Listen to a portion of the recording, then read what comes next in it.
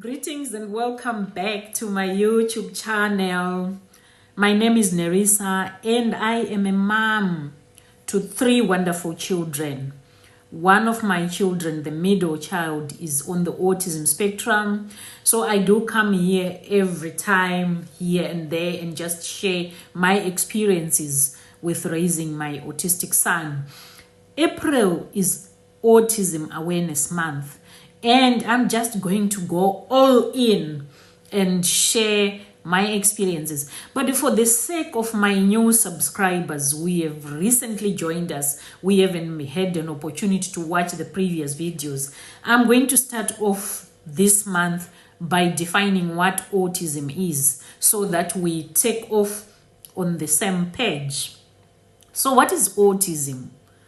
Autism is a neurodevelopmental condition that affects how the brain processes information. So by information, I'm talking about how the brain takes in information, and we know we have at least 5 gates of information to get into our system. So we have the sense of hearing, that is a gate that our brains use to get information into us so that we process it and then we respond, react, and work with that information. We also have got sense of sight, what you see. It helps you then to perceive the world, understand the world. So that is another gate where information gets into our bodies. And also another sense of smell. What we smell sometimes can determine our mood. That's why you see those girls who are into perfumes, odors, who love scents. They are big on saying smelling good is a sign of kindness. So sense of smell also can affect our mood, can impact our behavior. No one wants to sit next to somebody who has got a bad odor. And again, sense of smell is the way of processing information that gets into our system. Then also a sense of taste. What we eat, the texture, the temperature, all those things determine again our mood and our reaction and our behavior. I read another article which was talking about our gut being the second brain. So what we put into our gut also determines how we are going to react, how we are going to interact with people. That is another gate of getting information into our systems.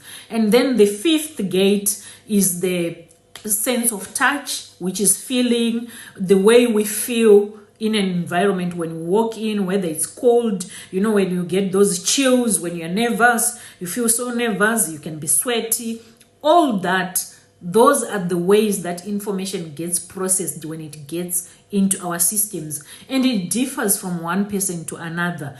But when it comes to the autistic brain, they have a certain way of processing information that is unique to the neurotypical brain. So that is what we want to talk about in this video. Autism is the way the brain is wired. If you see a picture that is behind me there, it's a cover page for my son's book. We'll talk about that book as we progress in this series of the videos. And autism is a lifelong neurodevelopmental condition that affects how a person communicates, how they interact with others, and how they experience the world around them. So it's going to affect the behaviors that they exhibit. It's also going to affect how they interpret the world around them. In simple terms, autism means the brain works differently, not worse, just differently. Not badly, just differently. It influences things like communication, social interaction, behaviors, and interest, and sensory processing as well. The one I referred to is feeling, and also even taste as they chew, their reaction to sounds, their reaction to light, their reaction to touch or feeling how they feel and how they react to that. And it's often referred to as a spectrum. Why a spectrum? Because it's different on every individual.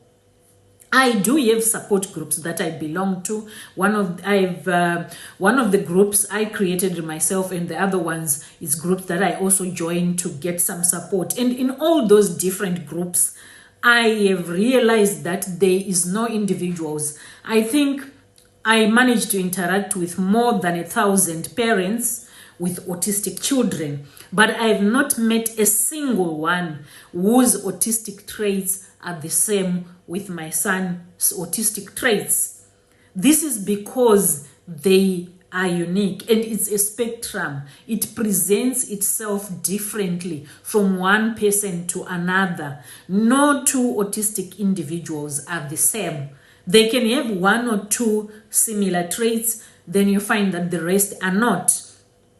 And autism is different for every individual. Some people may need support for a lot for their daily living. Some need minimal support. Some can be non-speaking and have learning delays. Some can be speaking and still have learning delays. I will use an example of my son. My son is very fluent, speaks very well, communicates very well. In fact, if I say communicates very well, that is not correct. He speaks, he has speech. He speaks you can talk to him and he can hear you. He might not respond coherently, so he does not communicate quite well at the moment. He's still getting support. He's still getting speech therapy, occupational therapy to get him where he can maximize his potential. But I've met people who are non-speaking, but who have got other ways of communicating, and they are communicating quite well. I've also met individuals on the autism spectrum who don't have anxiety. Some are very anxious, like my son has got acute anxiety, and their behaviors, they are not hard to manage, but my son's behaviors are complex, and they need professionals to be helping us to manage him. Others may live more independently. Others may mask their struggles, and others have strengths, very vivid strengths in other areas. And I just want to make this clear that autism does not typically mean that they have a hidden gift or they have a special gift. Not everyone. Some are extremely intelligent. Some are averagely intelligent. Some are not intelligent at all. Just like people who are not on the autism spectrum, not all neurotypicals are intelligent. Not all are going to be inventors of other things. They are also just found on the spectrum. Some have got extreme challenges, some have minimum challenges. And what is important to understand about autism is that it's not caused by bad parenting. It's not caused by bad parenting. And according to my understanding, autism cannot be cured. But what we can do is to support and create conditions or the environment that can reduce the meltdowns, that can reduce the things like stimming, that can reduce the sensory overload. We can create environments that reduce sensory overload, but we cannot cure autism. So as they grow, you can realize that they are no longer stimming as much as they were doing when they were younger. But that does not mean you have cured autism. Thank you so much for watching. We'll continue with this series tomorrow again and see you in the next video. Have a great one.